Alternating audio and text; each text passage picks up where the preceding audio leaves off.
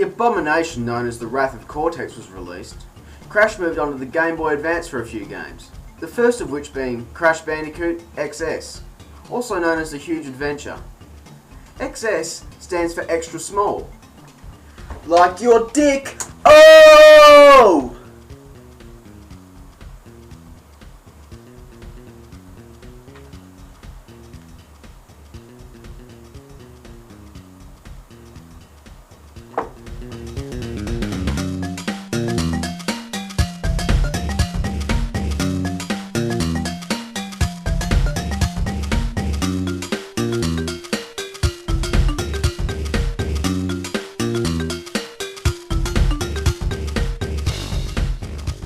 The story this time around is that Uka Uka is pissed at Cortex for being such a failure.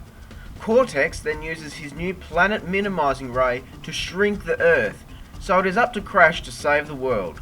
To do this, he must travel through warp rooms to collect crystals, and how did I not fucking see that coming? The easiest way to describe this game is if Crash 2 and 3 had a baby. Because science. The level design in this game is quite crappy. Bonus stages are placed close to the end of levels, or at the very start. There are times when you are doing nothing but moving to the right, and there are platforms scattered all over the place for no apparent reason. First boss is Dingo Dial, and he is pathetic at best. People complain about how easy the bosses are in Crash 1 and 2, but have they ever played this? Probably not. I mean, I don't want to fucking play it, but I don't have much choice, do I? After you defeat a boss, you unlock a new ability. Surprise fucking surprise. And not only that, but it's the same shit as before. Super body slams, double jump, and who the fuck cares anymore? Were the team that designed this game and Wrath of Cortex so unoriginal and uninspired that they couldn't think of anything new? Why not an ability that allows Crash to drop a nuke after destroying 20 boxes?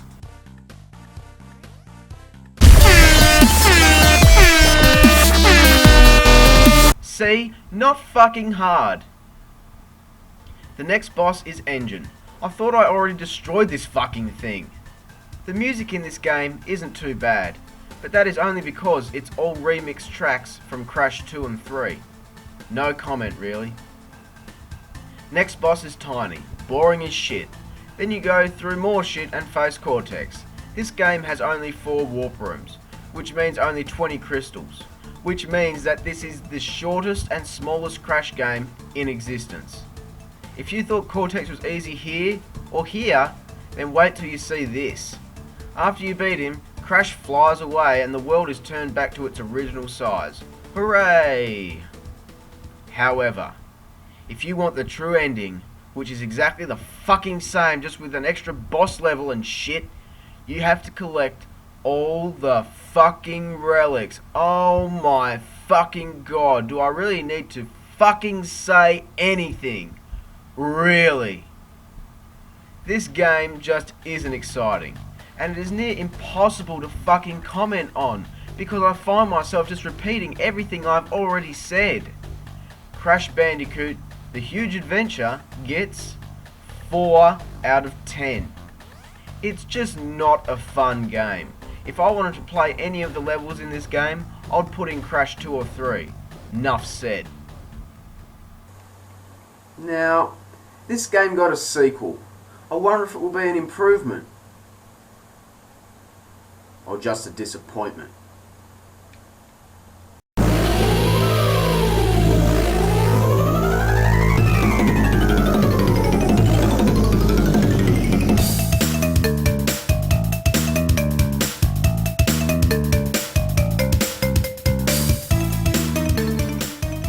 Crash Bandicoot 2 N-Tranced was released in 2003, and clearly the developers realised that they needed to try something new. The story for this game is that Uka Uka was so fed up with Cortex that he hired N-Tropy to rid them of Crash. Tropy then hires N-Trance, some fucking Eggman dude, to destroy Crash. Cortex is not even in this game. When I first heard this, I was like, no, they can't do that. But I soon realised that maybe it wasn't such a bad idea. N-Trance begins by pulling the 3 bandicoots through a warp hole, but Aku Aku manages to save Crash. This causes something to go wrong, and in his place, Fake Crash is created. This is the first game where Fake Crash gets a proper introduction, as a real character. Before this, we only saw him in Warped, as an unlockable character in CTR, and in some fucking scary Japanese Crash ads. N-Trance hypnotizes all three of them, and sends them to destroy Crash. The warp room this time around is not a warp room at all, it's a map screen. Each area has a split path and you can choose which order to play the levels in.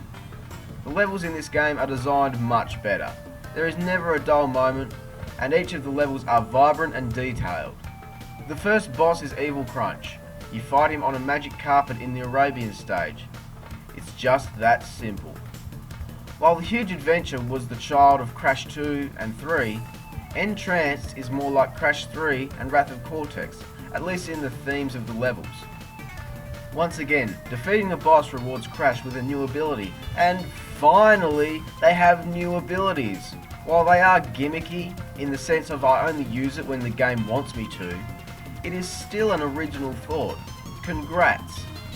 The new abilities are Super Slide and Rocket Jump. Both are pretty self-explanatory. Crash starts this game off with the double jump, thank God. With Crunch back on our side, we can use him in a new Atmosphere level. Unlike Wrath, these levels are horrible and cost me many lives when I played through this game. The vehicle levels in both of these games have shrunken. See what I did there? The next boss is Evil Coco. Again, quite an easy boss fight.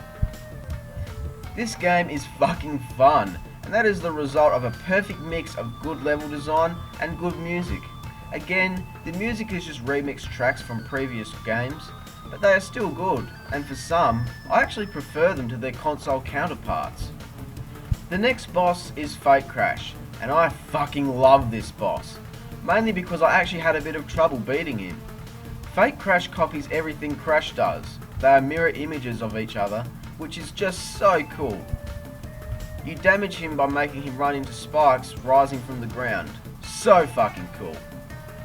After you defeat him, N-Tropy and N-Trance realise that it was Fake Crash and not Crash all along. A few more levels later and we get to fight N-Trance. This boss fight is fucking brutal. N-Trance has two forms. His full form, which is easy, and his flying form, which is fucking bullshit. Once you finally beat him, the game is over and you have won. But wait, what about the full ending? To unlock the full ending, you do not need the relics. Thank fucking you. My prayers have been answered. The relics are there for and only for something extra to do once you beat the game. What they should have fucking been in the first place. This time, to unlock the full ending, you need to collect gem shards. These are scattered throughout certain levels, much like coloured gems. These shards were created in the boss fight with Cortex at the end of the last game. Once you've collected all of the shards for a particular colour, you unlock a new level.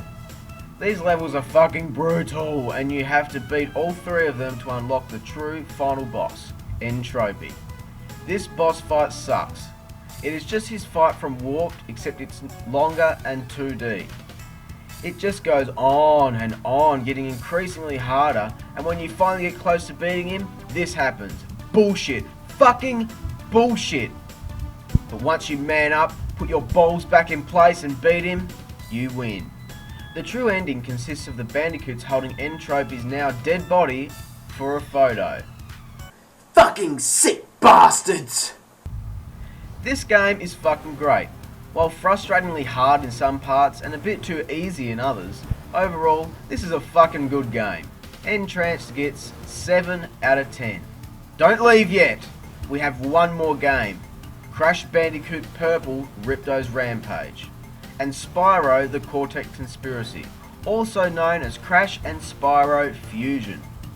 While this game was released after Crash Nitro Kart, we're going to talk about it now. Understandably, the developers of Crash and Spyro thought that the two should cross over. Good idea. These games were like brother and sister, as both Naughty Dog and Insomniac worked together and eventually lost the rights to the franchises that launched them. So finally we got a crossover. I wonder if it will be as good as N-Tranced. That totally wasn't a setup. What have I got?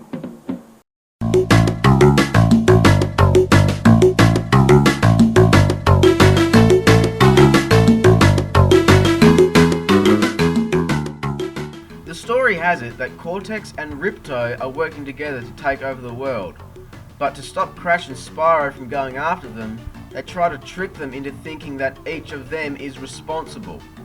They do this by disguising Riptox as Crash and Spyro, and they look like shit.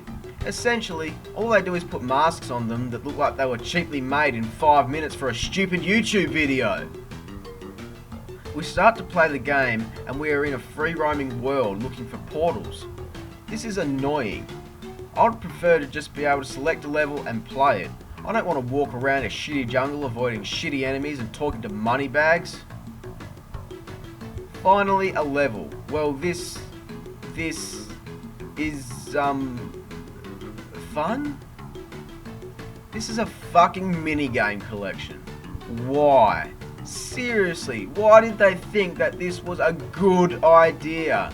They probably were just like, oh, we'll have Crash and we'll have Spyro and fucking make the game, sell that shit, yeah! Anyway, as you beat levels, if you can call this a fucking level, you unlock crystals and trading cards. Are you fucking kidding me? Trading cards that are required for 100%. That you need to play both games to get them all. Or use the Game Boy link cables to get them off a friend. What a load of fucking bullcock! Calm down, breathe.